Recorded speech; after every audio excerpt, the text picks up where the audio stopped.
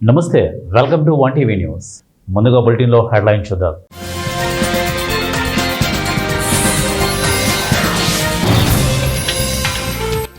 నాకే నోటీసులు ఇస్తాడా? ఆ సిఐకి ఎంత ధైర్యం? అసెంబ్లీలో సీఎం చంద్రబాబు ఫైర్.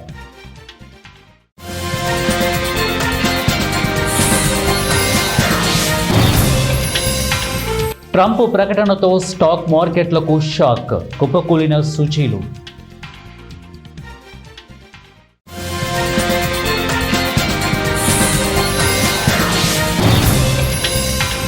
హైదరాబాద్ రైలులో ఉగ్రవాదులు, పోలీసులు తనిఖీలు.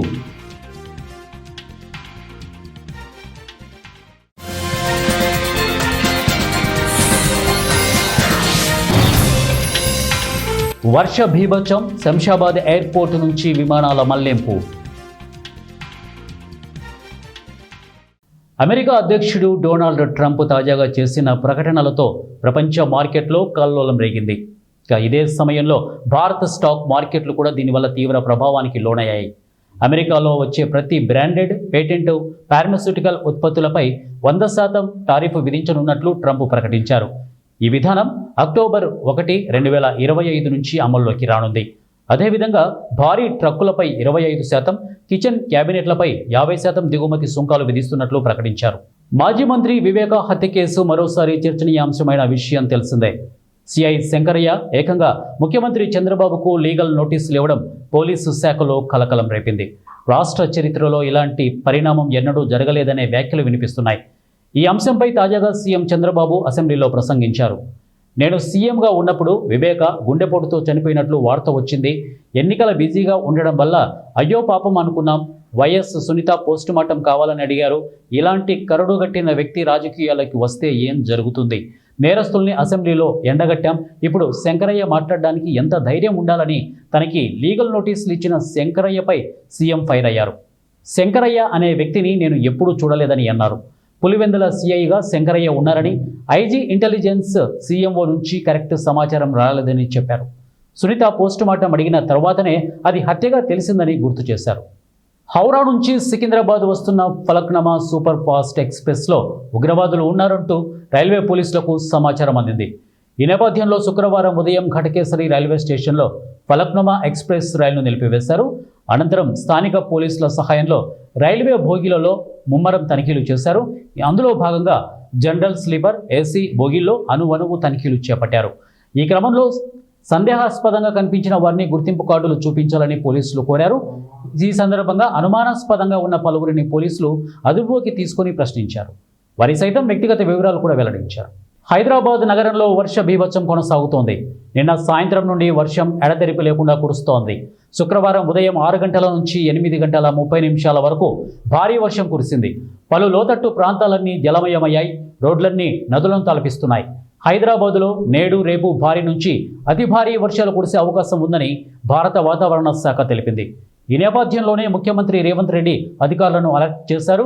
నగరంలో వరదలు వచ్చే అవకాశం ఉన్న ప్రాంతాల్లో జీహెచ్ఎంసీ, హైడ్రా, ఎన్డీఆర్ఎఫ్, ఇక ఎస్డీఆర్ఎఫ్ టీమ్స్ హై అలర్ట్లో ఉండాలని ఆదేశించారు. శ్రీ సత్యసాయి జిల్లా పుట్టపర్తి ప్రశాంతి నిలయంలో దసరా శరన్నవరాత్రి వేడుకలు ఘనంగా ప్రారంభమయ్యాయి. వేడుకలను పురస్కరించుకొని ప్రత్యేక విద్యుత్ దీపాలతో ముస్తాబైన సాయి కుల్వంత్ సభ మందిరం. దసరా వేడుకలకు ప్రత్యేక పూలతో మహాసమాధిని ముస్తాబు చేసిన భక్తులు. వేడుకలను పురస్కరించుకొని ప్రపంచ శాంతిని కాంక్షిస్తూ పేద పురుష సప్తాహ జ్ఞాన యజ్ఞం ప్రారంభమైంది.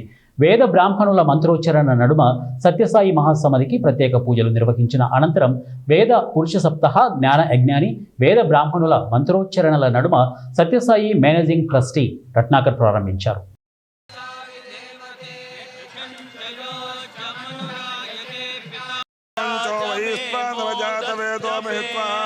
अस्माकमग्ने मघवत्सुतारयामे क्षत्रमजरकं सुवीर्यं वयञ्जनेम चतुर्गो सहस्रं वैश्वानरवादमग्ने तवोदिवि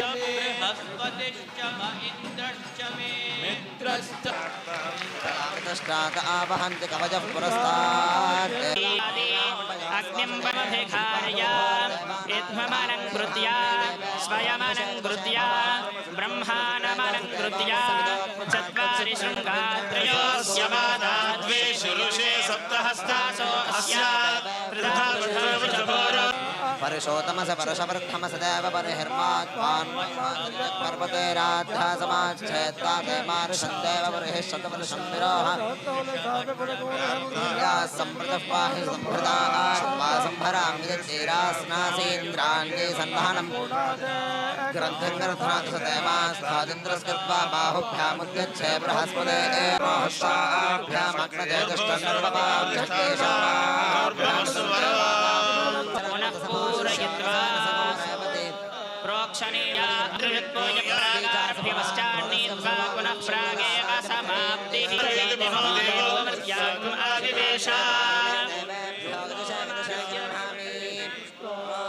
బతుకమ్మ పండుగ మహిళా సోదరీమణులకు అతిపెద్ద పండుగ అని కామారెడ్డి జిల్లా కలెక్టర్ ఆశీస్ సాంగ్వాన్ అన్నారు. గురువారం కలెక్టరేట్లో మహిళా శిశు సంక్షేమ శాఖ, ఎక్సైజ్ శాఖల ఆధ్వర్యంలో బతుకమ్మ పండుగ నిర్వహించారు. ఈ కార్యక్రమానికి ముఖ్య అతిథిగా హాజరైన జిల్లా కలెక్టర్, జిల్లా ఎస్పీ రాజేష్ చంద్ర, జిల్లా అదనపు ఎస్పీ చైతన్య రెడ్డిలతో కలిసి మహిళలతో బతుకమ్మ ఆడవారిలో ఉత్సాహాన్ని నింపారు. జిల్లా అదనపు ఎస్పీ చైతన్య రెడ్డిలతో కలిసి మహిళలతో బతుకమ్మ ఆడి వారిలో ఉత్సాహాన్ని నింపారు. ఈ సందర్భంగా జిల్లా కలెక్టర్ మాట్లాడుతూ బతుకమ్మ పండుగ అంటేనే మహిళలకు ఒక ప్రత్యేక అనుభూతి అని వారు తెలియజేశారు.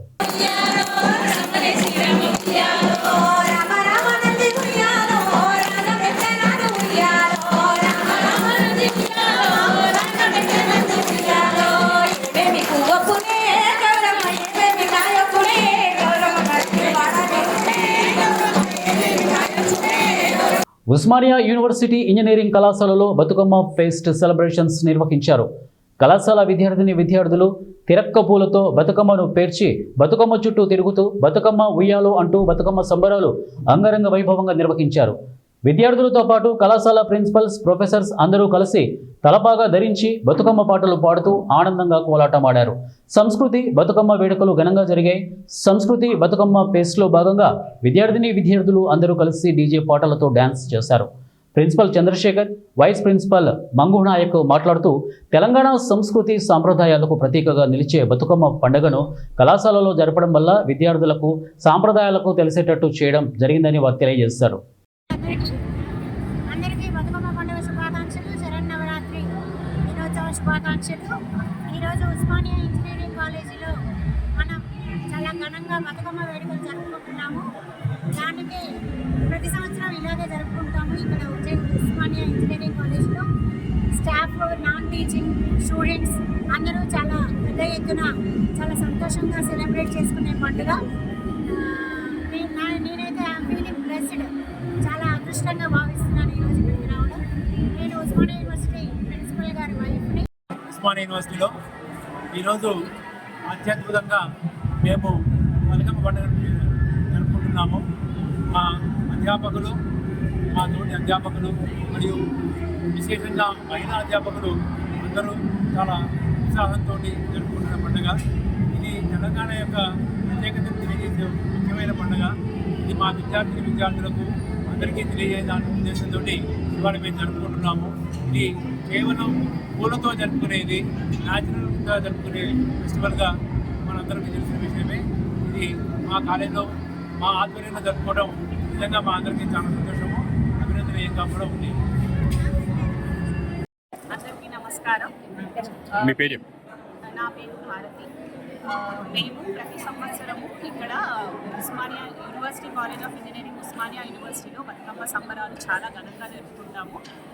ఇందులో faculty, teaching, non teaching staff, students, some of the faculty along with English వచ్చేస్తుంది చెప్పండి.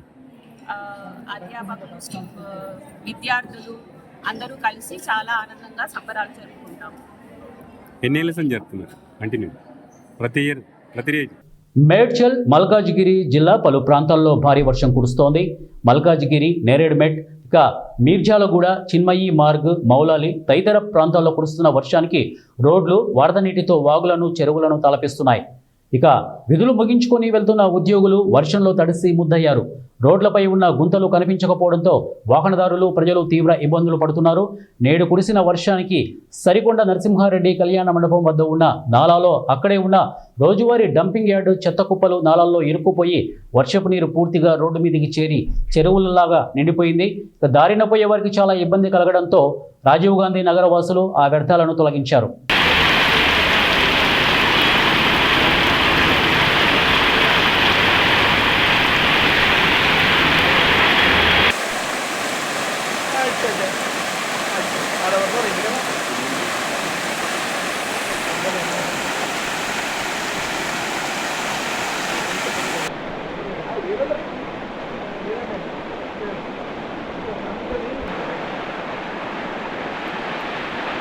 ఉస్మానియా యూనివర్సిటీలోని నాన్ టీచింగ్ ఉద్యోగుల సమస్యల పరిష్కారానికి కృషి చేస్తామని ఎన్జీఓస్ అసోసియేషన్ అధ్యక్ష అభ్యర్థి ఖాదిర్ ఖాన్, ప్రధాన కార్యదర్శి వెంకటేష్ అన్నారు. ఈ నెల 27న ఓయూలో నాన్ టీచింగ్ ఉద్యోగుల ఎన్నికలు జరగనున్న నేపథ్యంలో ఓయూలోని నాన్ టీచింగ్ ఫంక్షన్ హాల్లో ఎన్జీఓస్ అసోసియేషన్ మేనిఫెస్టో రిలీజ్ కార్యక్రమాన్ని ఘనంగా నిర్వహించారు. అనంతరం ఎన్జీఓస్ అసోసియేషన్ నాయకులు తమ మేనిఫెస్టోను విడుదల చేశారు. ఈ సందర్భంగా ఎన్జీఓస్ అసోసియేషన్ అధ్యక్ష అభ్యర్థి ఖాదిర్ ఖాన్, జనరల్ సెక్రటరీ వెంకటేష్ మాట్లాడుతూ ఓయూలోని నాన్ టీచింగ్ ఉద్యోగులు హెల్త్ కార్డులు లేకపోవడంతో తీవ్ర ఇబ్బందులు పడుతున్నారని, తమ ప్యానెల్ను భారీ మెజార్టీతో గెలిపించినట్లయితే హెల్త్ కార్డు సమస్యతో పాటు సిపిఎస్, ఓపీఎస్ పెన్షన్ల సమస్యల పరిష్కారం కోసం కృషి చేస్తామని వారు హామీ ఇచ్చారు.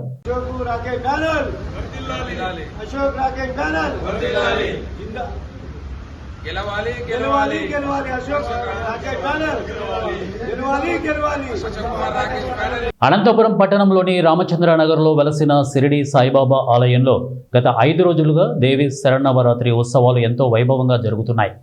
ప్రతినిత్యం భక్తి శ్రద్ధలతో అమ్మవారికి ప్రత్యేక పూజా కార్యక్రమాలు నిర్వహిస్తున్నట్లు ఆలయ వ్యవస్థాపకులు మారుతి తెలిపారు. సోమవారం నుండి ప్రారంభమైన దసరా శరన్నవ ఉత్సవాలు ప్రారంభమైన మొదటి రోజు అమ్మవారు బాల త్రిపుర సుందరిగా, రెండవ రోజు వేదమాత గాయత్రీ దేవిగా, మూడవ రోజు ఆకలి తీర్చే అన్నపూర్ణాదేవిగా, ముల్లోకాలను పరిపాలించే సాక్షాత్తు ఆ పరమశివుడి అమ్మవారి దగ్గర భిక్ష స్వీకరించడానికి వచ్చినట్లు ఏర్పాటు చేసిన దృశ్యం భక్తులను ఎంతగానో అలరించింది. 4వ రోజు కాత్యాయని దేవిగా, ఈరోజు సిరుల నొసగి వరాలు ఇచ్చే మహాలక్ష్మి అలంకరణలో భక్తులకు దర్శనమిచ్చారు. ప్రతినిత్యం సాయంత్రం 6:30 మహిళలు అందరూ అమ్మవారిని దర్శించుకొని కుంకుమార్చన, లలిత సహస్రనామ పారాయణం చేస్తున్నారని ఆయన తెలిపారు. పట్టణంలోని భక్తులు పెద్ద సంఖ్యలో పాల్గొని అమ్మవారి కృపకు పాత్రులు కావాలని మారుతి కోరారు.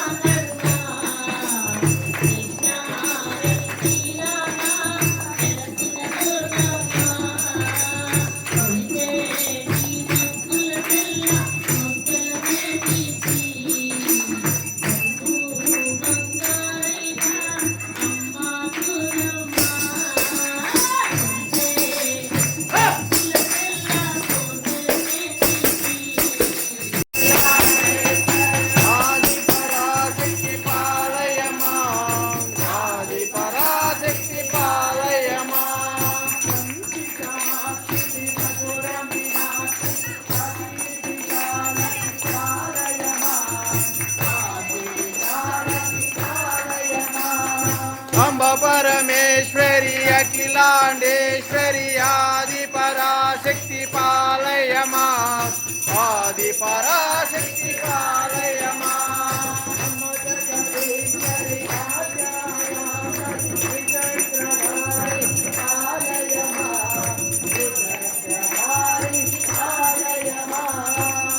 పరమేశ్వరి అఖిలాండేశ్వరి ఆది పరాశక్తి పాలయమా ఆది పరాశక్తి పాలయమా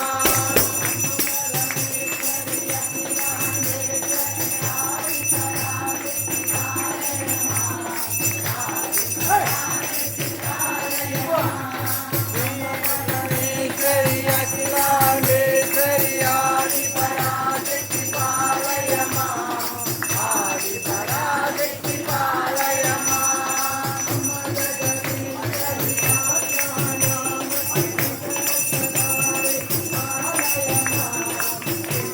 చక్రధారిణి పాలయమా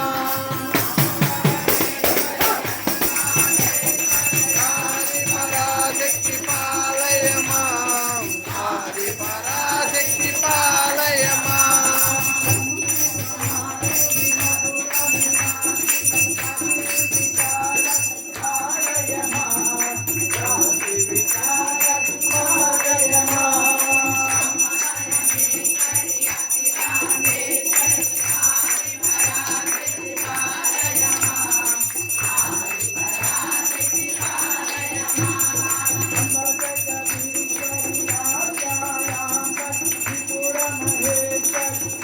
ఓం సాయిరామ్.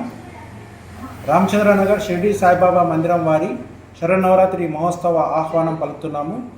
గత 15 సంవత్సరాలుగా అంటే బాబా మందిరం నిర్మించినప్పటి నుంచి ఇప్పటి వరకు 15 సంవత్సరాలుగా కనీ విని ఎరుగని రీతిలో శరన్నవరాత్రి ఉత్సవాలు అంగరంగ వైభవంగా జరుపుతున్నాము. అదేవిధంగా ఈ సంవత్సరం కూడా శరన్నవరాత్రి ఉత్సవాలు ఘనంగా నిర్వహించుటకు అమ్మవారి దైవ ప్రేరణ జరిగింది. 22వ తేదీ సోమవారం నుండి అమ్మవారి విశేషమైన పూజా కార్యక్రమాలు అంటే ప్రాణప్రతిష్ఠ మరియు ప్రతిరోజు సాయంత్రం కుంకుమార్చన, లలిత సహస్రనామము, అశేషమైన భక్తాదులందరూ పాల్గొని ఈ కార్యక్రమానికి జయప్రదం చేయించిందిగా కోరుచున్నాము. అలాగే 22వ తేదీ నుంచి అక్టోబర్ 2వ తేదీ వరకు అమ్మవారి ప్రతిరోజు విశేషమైన అలంకరణ అంటే ఒక్కొక్క రోజు విజయవాడలో కనకదుర్గమ్మకు ఏ విధంగా అయితే అలంకరణ జరుగుతుందో అదేవిధంగా ఇక్కడ కూడా అమ్మవారికి ప్రతిరోజు ఒక్కొక్క అలంకరణ జరపడం జరుగుతుంది. అక్టోబర్ 2న సాయి భక్తులకు షిరిడీ సాయిబాబా రామచంద్ర నగర్ షిరిడీ సాయిబాబా మందిరం వారు ఆహ్వానం పలుకుతున్నారు. ఎందుకంటే షిరిడీ సాయిబాబా 107వ పుణ్యతిథి అంటే బాబా మహాసమాధి చెంది 107 సంవత్సరాలు అవుతున్న సందర్భంగా అక్టోబర్ 2వ తేదీ అది బాబాకు అత్యంత ప్రీతికరమైన రోజు గురువారం వచ్చింది. గురువారం రోజున బాబా మందిరం నందు కాకడాహారతితో మొదలుకొని మధ్యాహ్నం అలాగే ఉదయం 7:30 నుంచి సాయంత్రం 5 గంటల వరకు బాబా వారి నిజపాద దర్శనం అంటే పైకెక్కి బాబాకు సంవత్సరంలో ఒకరోజు బాబాను తాకే విధంగా అంటే పాదాలు తాకే విధంగా మందిరం వారు అవకాశం కల్పించారు. అలాగే బాబా పుణ్యతిథి గడియలు అంటే 2/15కు బాబా మహాసమాధి చెందిన గడియలు కాబట్టి ఆ రోజు 107 కేజీల పూలతో పుష్పాభిషేకం ఉంటుంది. అలాగే సాయంత్రం అమ్మవారి గ్రామోత్సవం నగర వీధుల గుండా ఎంతో అంగరంగ వైభవంగా జరుగుతుంది. ఈ కార్యక్రమాలన్నిటికీ భక్తులు విరివిగా పాల్గొని ఆ షిరిడీ సాయిబాబా అమ్మవారి కృపకు పాత్రలు కావాలని ప్రార్థిస్తున్నాం. బులెటిన్ ముగించే ముందు హెడ్లైన్స్ మరొకసారి.